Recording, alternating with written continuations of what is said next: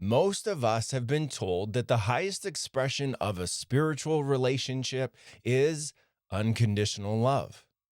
We've been told that in order to be a great partner, an enlightened partner, we need to accept everything.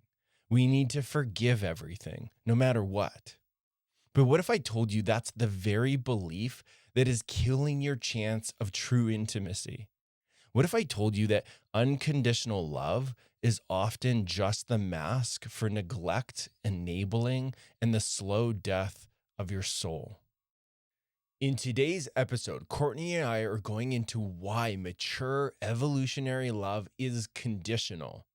We're also going to share the moment that I realized me loving Courtney unconditionally was hurting both of us and how we used fierce love to save our partnership. If you've been feeling drained, unseen, or like you're losing yourself in the name of love, this episode is for you. Let's get into the messy, conditional, and beautiful truth of the sacred we. And a quick high-level update, Evolutionary Relationship, the initiation, is our flagship offer for couples. We've been running this for a year, and you guys, the transformation that we have witnessed in the couples that are a part of this have been so deep, so moving, sometimes bringing Courtney and I to tears. And what we've decided to do because of that is to raise the price to reflect a bit more of the value that's actually happening in there. But before we do that, we want to offer you something. We're going to keep the pricing right where it is for a 2-week period of time. So you have up until February 19th to make a decision. And we know there's some of you out there that have been sitting on the fence. So this might be your moment. This might be your invitation to dive in. This is a $2,000 savings if you act now. So if you want to go check that out, the link is in the description. A very common thing that couples think about love and relationship is that the ideal, what makes it sacred, what sacred relationship would be, is that love would be unconditional. And this is what people say, people believe, and we disagree. And this is what we're here to talk to you all about today, is we are here to propose something different, which is that actually love is conditional. And we have watched over and over again when we introduce this to our clients and we bring it into our work, that this understanding that love is actually conditional is what actually leads to more love. And that when we get really attached to the belief that love needs to be unconditional, it can actually create a lot of not lovingness and a lot of hurt. Can create a big old mess. Big old mess. Yeah, and maybe to feel the global picture here, and this isn't going to fit for all of you listening, but I want to touch the global narrative where there has been a lot of cultural impact and disconnection in families and households. And so I want you to feel this global truth for so many people. Think of the hurts you have with your parents or caretakers growing up. And feel the place where in your current adult life, you still have places where you not getting the right conditions from your mom or your dad or your caretaker or even siblings enough of the time has created a wound that keeps surfacing, that keeps getting touched and poked. Even though they loved you. Even though they loved you. The truth is they loved you. Yeah. Their deepest truth, if you ask them, can almost guarantee they say they love you, but the conditions maybe didn't match what you actually needed to feel loved. This is what we're talking about. And that place that I sense most of you know of, that's right. Yep. That place where I needed reassurance, instead my dad criticized me over and over and over. Those conditions, even though he loved you, created a deep belief of I'm not enough. I'm never going to be good enough. And this is what we're talking about, is how much the right conditions are needed. That mature love is actually conditional. I remember when I was in my early 20s and I was reading Bell Hooks' Amazing feminist, radical Black author in the States. And her quote, and she has a book on love, but her quote was, "Love is an action." And I remember it was the first time I ever heard someone say that, because I'd been around a lot of spiritual understanding that was beautiful too, of love being a feeling, an energy, something that's always there, which is true. It's true. That's an aspect of truth. It's always there. Love is everything, right? I had really been around a lot of that, but I was starting to embody myself more and learn, what does that actually mean in life? And then here's this radical Black feminist who says love is an action. And it was like this wave. I still remember it through my whole body when I read that. And I just devoured the book and I shared it with so many people, including my mom and dad.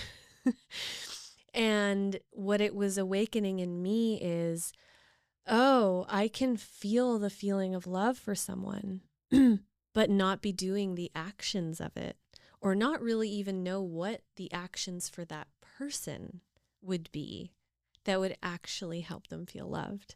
And of course, the context of Bell Hooks writing this is speaking to people who are looking for allyship around their experience of sexism, racism, etc., where, people can be saying, we feel a lot of love for you in that, but they need to actually experience the action of love in how allies, white allies, how allies really learn how to be allies in a way that they experience the love. And it transformed my life and the way that I thought about love and the way I started to live my life. And it's interesting for how many clients we have that what is the most stuck thing in their relationship is they still are in the belief, well, we love each other and this is unconditional. And so we need to love each other in everything and anything. And no matter who you are or who I am and whatever arises, we need to love each other. Now, there's a place where that's true, like I said, because all is love. And it's really good to be able to go into that place in ourselves where that's true. Like, don't get me wrong, when Mike and I get into a rupture and something feels crunchy, it's very helpful for me to go into that inner place of love that is untouchable, that in the big scheme of things, we will always love each other and always be connected in love. That's very helpful. And in terms of the actual action of love and what it looks like, what I have found to be true in my life, and we're going to tell you a little story about how this even showed up in the beginning of our relationship, is it wasn't until I started to actually get curious about what are my conditions that I need in order to feel love from people and in order to be willing to show up in love with someone. For me to feel like I can fully show up in love with Mike, what are my personal conditions? What are the conditions of the relationship itself that will be needed to actually cultivate actual love? And not just the idea of love, or because just circling back to that example that Mike gave, how many of you out there also didn't let yourself really feel what you really felt towards your parents, or really felt towards your siblings, or really felt towards your school system or whatever, because you were supposed to be unconditionally loving. And there can be a lot of limitations we place on ourselves around what's really alive and what our soul is calling for. Because if we listen to that, it might have different conditions and it might not be so unconditional. And that can create such a double bind that we'll choose to join unconditionality at the expense of actually feeling love in ourselves or actually bringing our soul into connection. Yeah, the reason we want to explore this place is to highlight there's no right or wrong pathway. Some people are good with relationships where the idea of love is there. Oh, I've watched this with lots of clients. You ask about childhood. Well, when I think back, there's no real big things that stand out. I love my parents. Great. When you were hurt, who did you go to? Well, neither of them. Which is a good barometer of how safe you felt, how loved you felt, to actually bring the more vulnerable part of your human experience. That's a big telltale of, was the love there, like deeply, in a way where you could go in bring those places to evolve, to receive the reassurance that every human deserves when we're growing up in those places. It's like in parenting, when your toddler feels comfortable enough to scream and yell and throw tantrums and tell you all their feelings, that's how you know you're doing a good job, because they feel safe enough to show you. Yeah, it really is.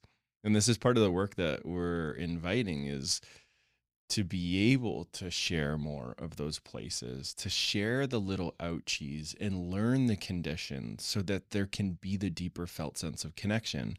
When I think of my previous relationship, I was previously married. When I think of that one, there were moments where it was good for sure.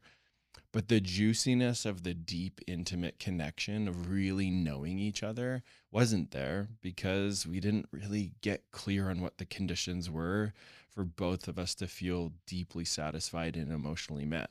Whereas in our relationship, that's our forever work. We are devoted to the sacred we. And the juiciness that we get to experience from understanding and really believing and knowing that relationship and love is conditional, it's one of the most enjoyable things, because we still have the hard moments, but because we believe, oh yeah, there's a limitation in this condition, or oh, we're not following the right condition. If we go back to that place and learn it, offer it, implement it, then it does lead to the, oh my God, I really feel seen. I really feel connected and nourished. Yeah, I was thinking back, we wanted to share this story of back in our relationship where there wasn't enough conditions. Good old codependence. Yeah, where maybe I'll let you tell it, Mike. But basically, Mike was embodying unconditional love that he believed was what he needed, that was what love was inviting of him. I was unconsciously textbook codependent, not globally, but in a certain place. So in my previous marriage, codependency, I would say, fully played out into the place of destruction and ending.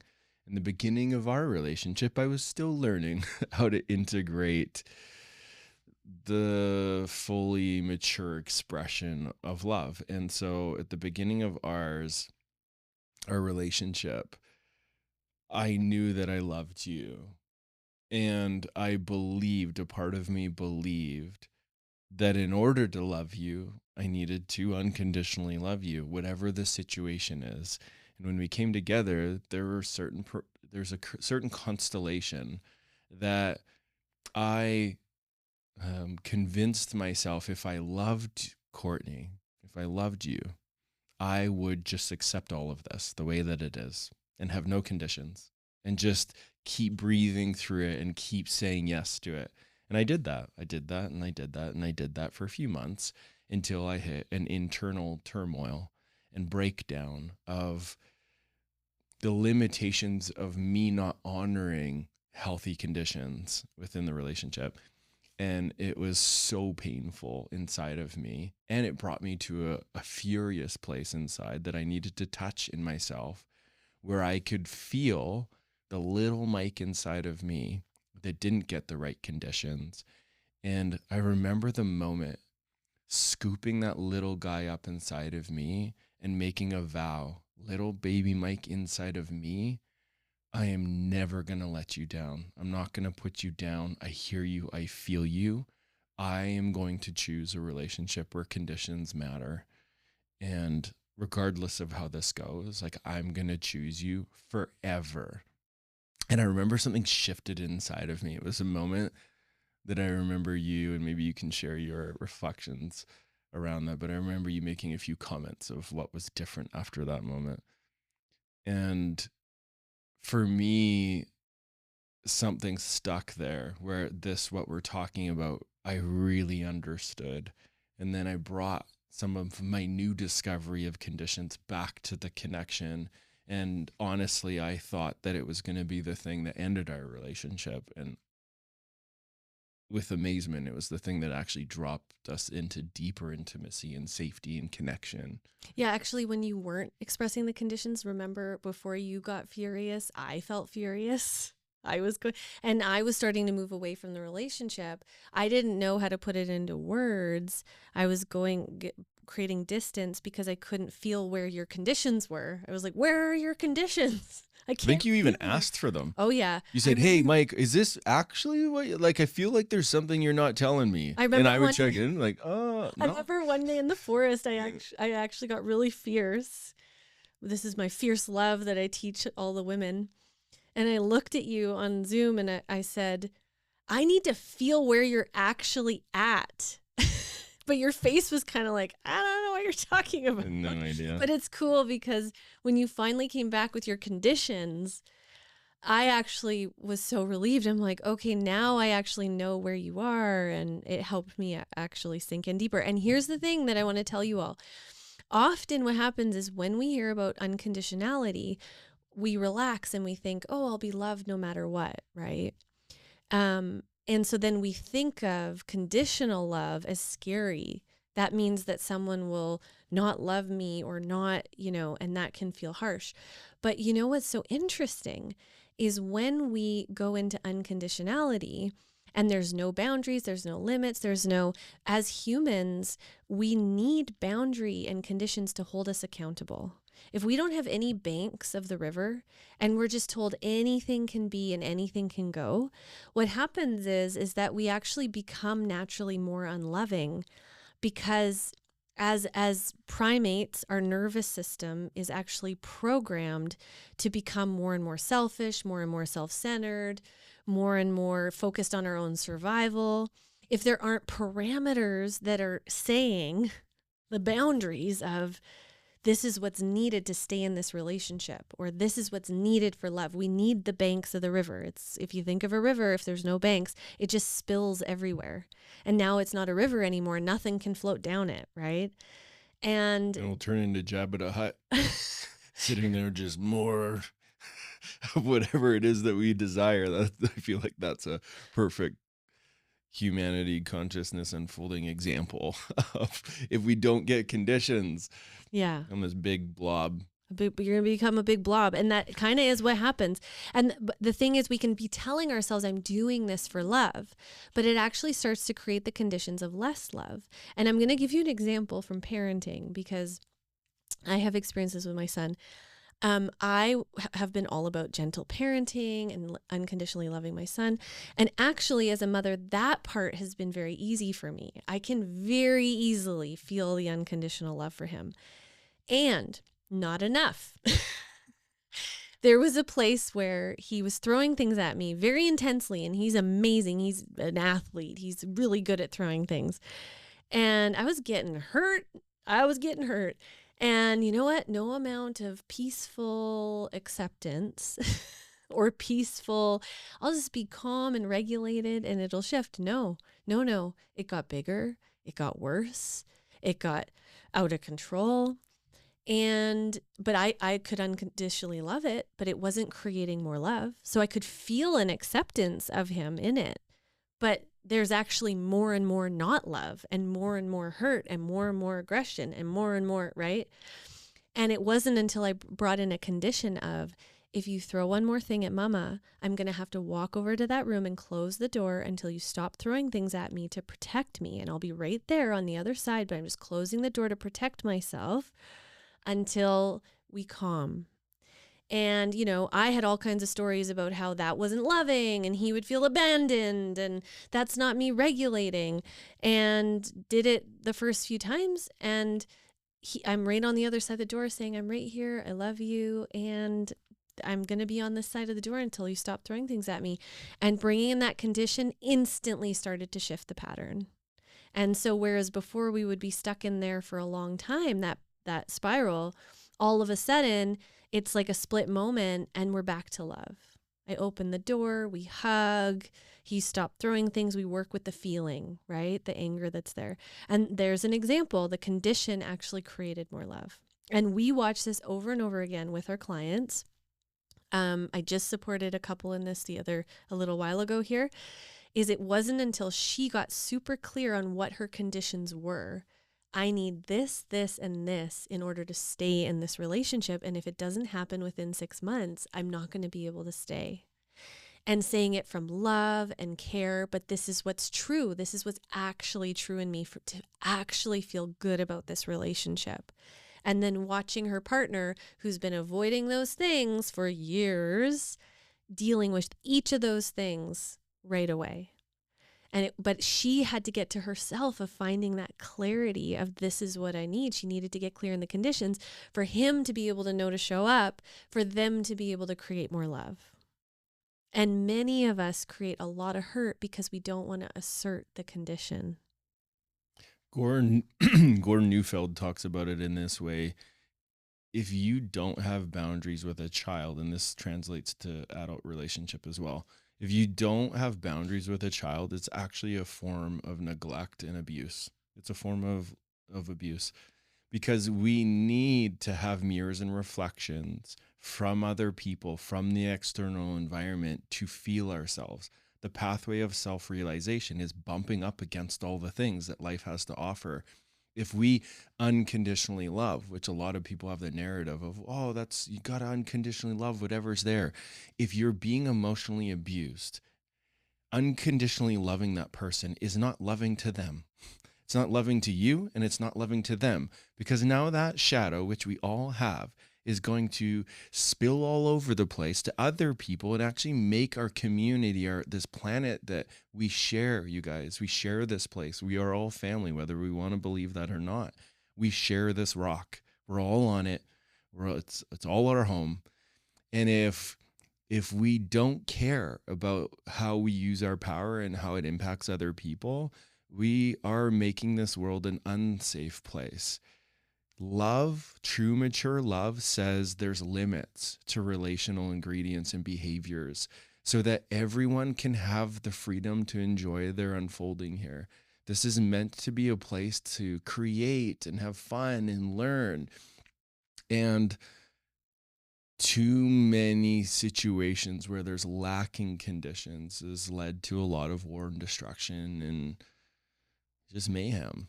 Conditions are loving. This is, I really want you to feel into this and feel where that's true. Like, feel into your body to see where that's true. Because when there are those right ingredients, when there are boundaries that are communicated with kindness but firm, and they're honored, it leads to respect. It leads to care.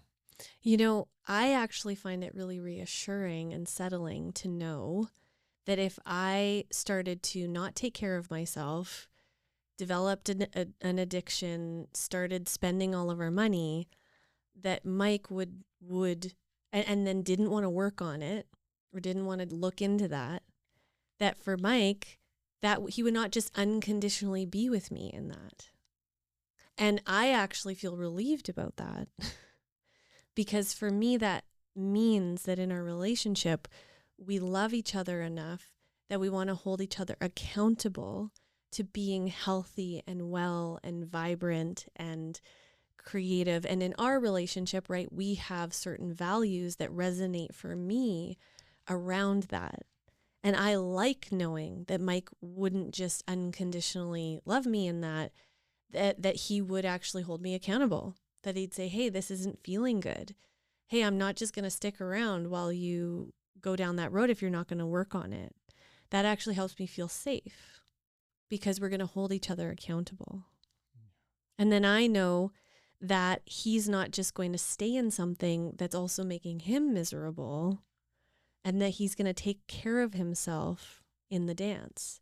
Now, the paradox is, of course, even if we ended, I know he would always love me, right?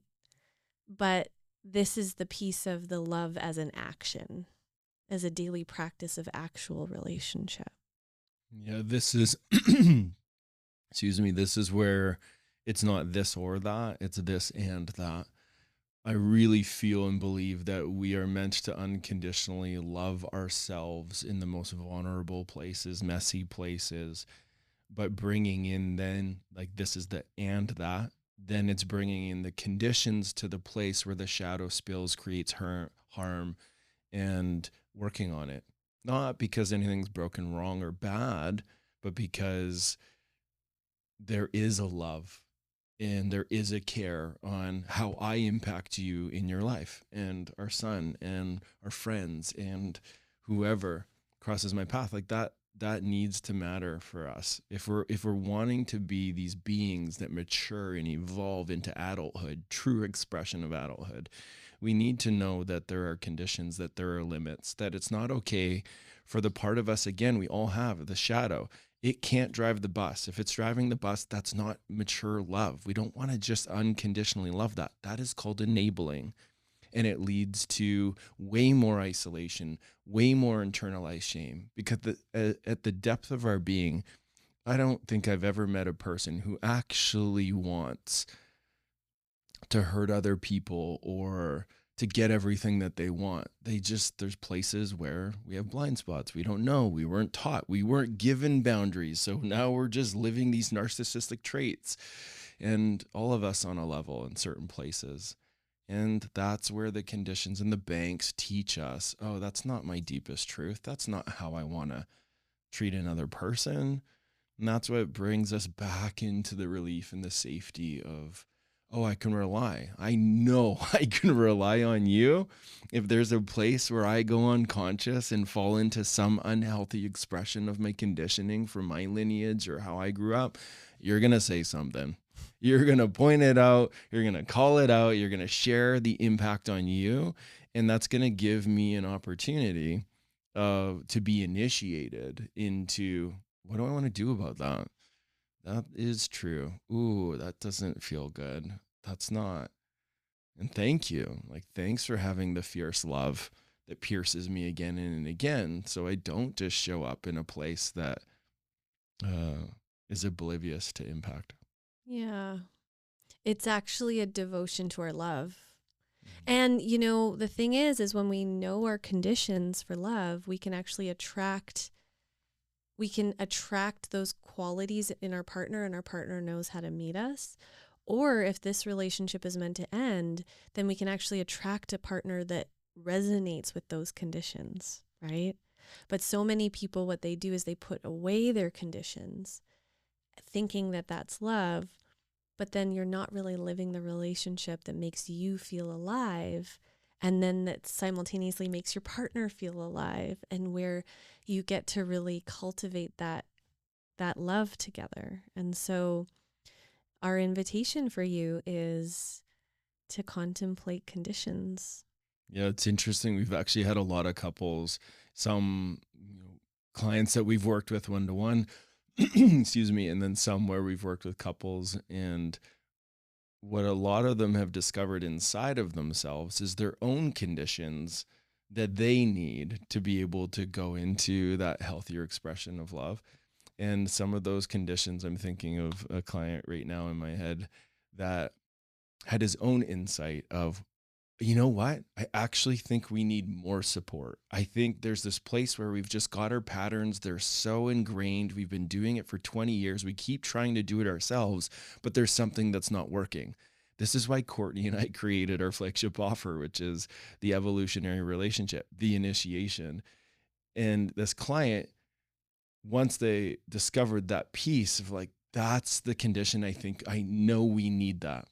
And it wasn't something I had to convince this person into. They could feel the lack of needed conditions to hold them accountable to intentionally go into the space and deepen an understanding of each other, doing practices so that they could actually have the relationship that they wanted. Because if we don't have certain conditions, if we don't go into a container where the relational work is happening, we'll just fall into our unconscious patterning again and again and again. And then we end up just wasting so much time and energy and hurt feelings.